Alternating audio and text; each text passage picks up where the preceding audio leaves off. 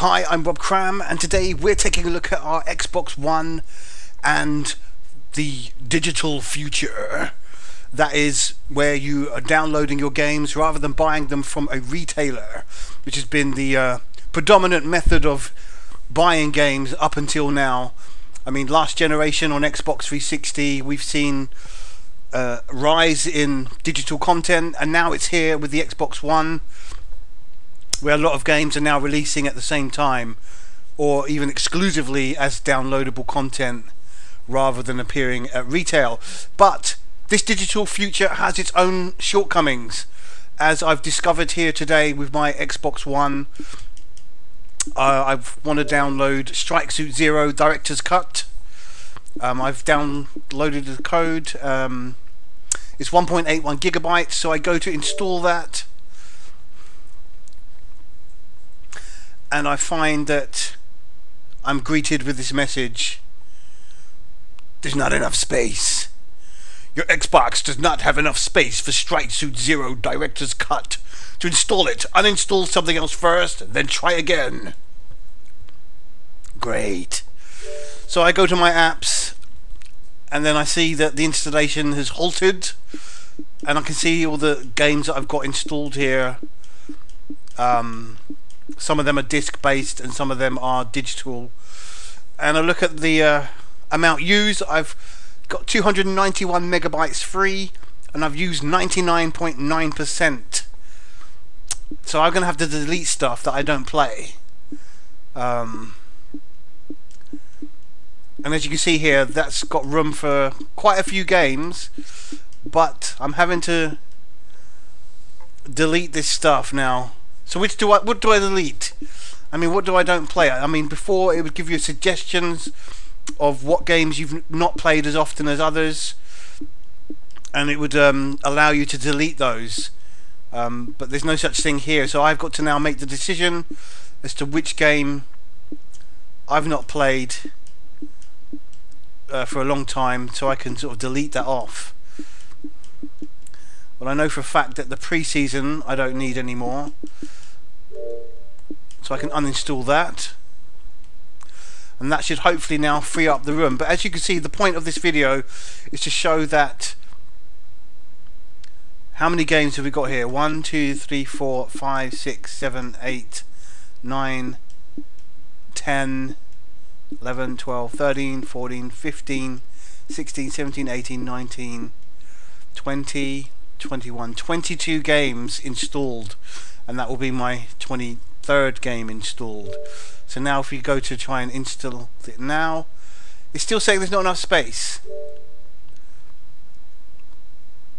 Right, now it's doing it. So a bit of a readjusting, and that's created the room. So now we've got 1.5 gigabytes free. So this is the point that I'm making here. Digital future.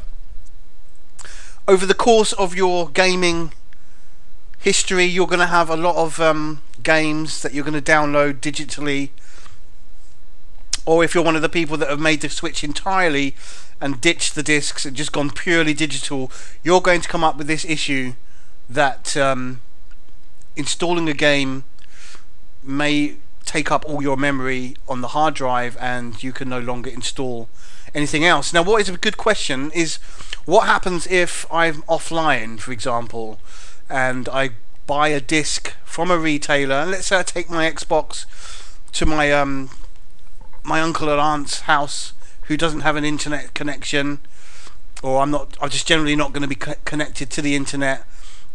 I buy a game from the local store, put it in my Xbox. It says, right, delete the game to create the space.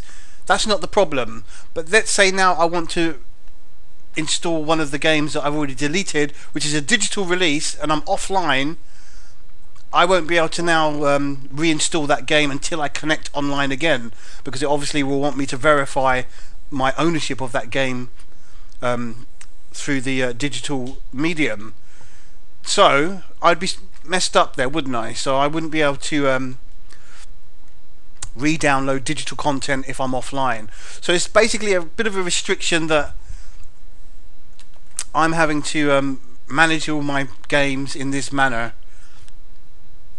Obviously, in that scenario, the solution would be that I should not delete my digital content and only delete the disk-based content.